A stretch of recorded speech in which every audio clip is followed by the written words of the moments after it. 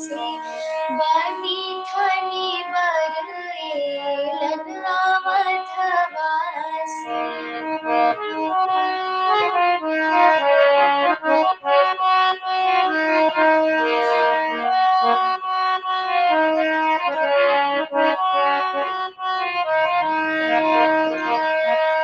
जे रघुकुल के वीर कहावती जे रघुकुल के वीर कहावती बान्हु सखी काचे डोरवा से बान्हु सखी काचे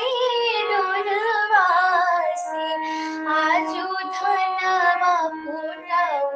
चारू मरवा से आजू धनवा फूटाऊ चारू मरवा से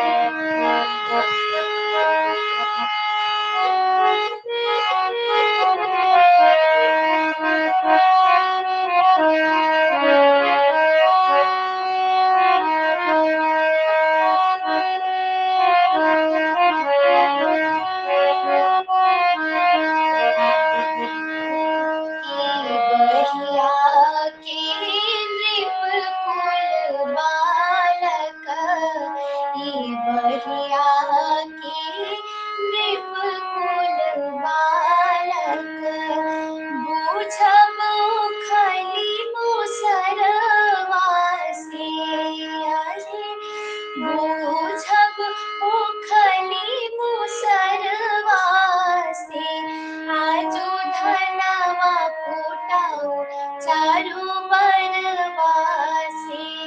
आजू धनवा फूटाऊ चारू बरवा से आजू धनवा फूटाऊ